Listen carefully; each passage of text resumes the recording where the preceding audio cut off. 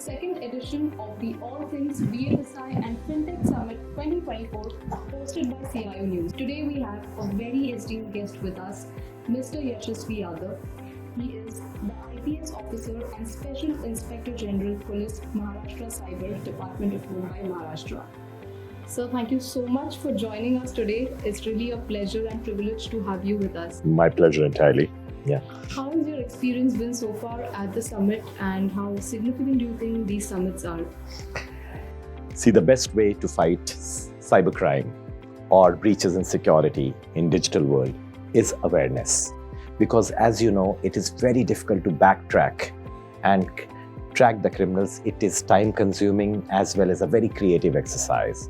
So in order to prevent oneself, it is better to preempt these attacks. And that's why these kind of seminars, workshops, exhibitions, etc. go a long way in creating awareness. And this awareness is the power that we give to netizens to brace themselves, to protect themselves from any cyber attacks. Thank you so much for sharing your insights. And you have an extensive background in cybersecurity. And you have also trained a number of leaders, and you have multiple patents. I would like to understand from you, where has this passion stemmed from and what was really your inspiration? See, the conventional stereotypical image of police is policemen in khaki wielding lathis or guns.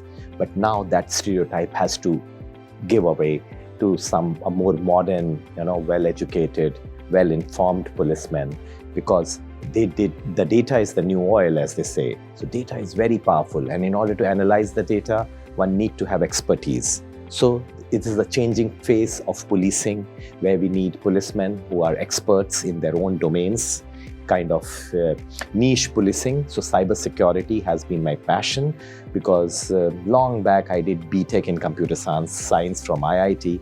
So that kind of background I had. So cybersecurity and these kind of nuances of new age policing came naturally to me. Thank you once again for your drawing parallels from your experience. And lastly, I would like to understand, with your remarkable experience, it's a digitalized world that we are living in. Any key messages or advice that you would like to share, especially with young women and the youth, to protect themselves from the cyber risk and cyber crimes? See, as of now, India is having about 700 million smartphones, which means about 70 crore smartphones in India, which makes it amongst the highest density of smartphones in the world. Now, each smartphone is a powerful computer, much more powerful than the supercomputers of yore, which used to occupy one full room of this size. So that's the kind of computing power Indians are having. But unfortunately, the kind of awareness, the kind of knowledge about using these devices has not kept pace. So we have young children having smartphones, we have senior citizens who have very less exposure to cybersecurity and its precautions, having exposure to these smartphones. Also, I have a very, very important saying, which is my favorite in cybersecurity, is that internet never forgets, internet never forgives.